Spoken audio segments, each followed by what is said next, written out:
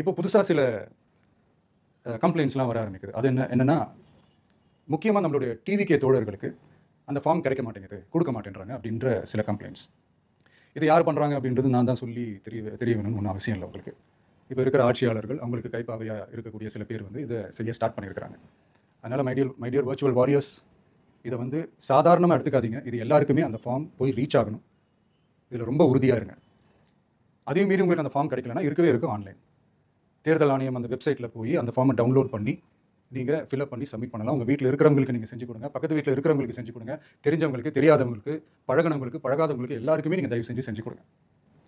And ரொம்ப முக்கியமாக நம்ம ஜென்சி கிட்ஸ், நம்ம ஃபஸ்ட் டைம் ஓட்டர்ஸ், நம்ம புது வாக்காளர்கள், நம்ம நண்பா நண்பிகள், அவங்க ரொம்ப கேர்ஃபுல்லாக இருக்கணும். நான் ஆல்ரெடி சொன்ன மாதிரி உங்களுக்கான ஃபார்ம், அந்த ஃபார்ம் நம்பர் 6, அதை கரெக்டான டீட்டெயில்ஸோட கரெக்டான உங்கள் டாக்குமெண்ட்ஸை வச்சு அதை சப்மிட் பண்ணுங்கள்.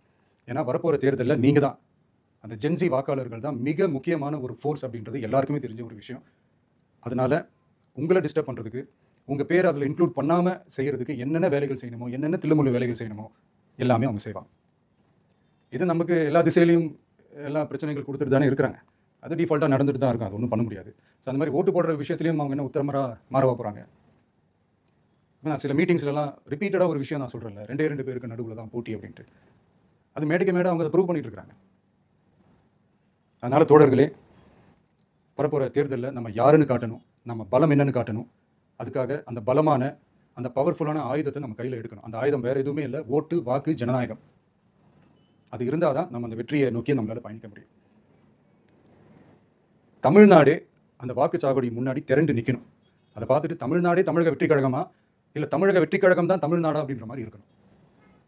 வீடுன்னு ஒன்று இருந்தால் தான் ஓடு மாற்ற முடியும்னு அறிஞர் அண்ணா அவர்கள் சொல்லியிருக்கிறாங்க. அந்த மாதிரி ஓட்டுன்னு ஒன்று இருந்தால் தான் இந்த நாட்டையே காப்பாற்ற முடியும். அப்புறம் இன்னொரு முக்கியமான விஷயம், அந்த எனிமரேஷன் ஃபார்ம் நீங்கள் ஆன்லைனில் நீங்கள் ஃபில்அப் பண்ணும்போது அதில் ஒரு சில ப்ராப்ளம்ஸ் வரதுக்கு வாய்ப்பு இருக்குது. அது உங்களுடைய ஓட்டர் ஐடியில் இருக்கிற உங்கள் பேரும், ஆதார் கார்டில் இருக்கிற பேரும், அந்த ஸ்பெல்லிங், இனிஷியல்ஸ் எல்லாமே ஒரே மாதிரி இருந்தால் தான் அது அக்செப்ட் ஆகும், இல்லைன்னா அக்செப்ட் ஆகாது. அது கொஞ்சம் கேர்ஃபுல்லாக பண்ணுங்கள். அது கொஞ்சம் யூசர் ஃப்ரெண்ட்லியாக இருக்கலாமேன்னு கேட்டதுக்கு அதெல்லாம் முடியாது, அதுக்கெல்லாம் வாய்ப்பு இல்லை, அதுக்கெல்லாம் ஆளுங்க இல்லை, பண்ண முடியாதுன்னு ரிப்ளை பண்ணிட்டாங்க. ஸோ அதனால் மைடியர் டிவிகே தோழர்களே, மைடியர் ஜென்சி படைபலமே, உஷாராக இருங்க, கான்ஃபிடென்ட்டாக இருங்க. நல்லதே நடக்கும், வெற்றி நிச்சயம். மீண்டும் சந்திக்கும் வரை நன்றி, வணக்கம்.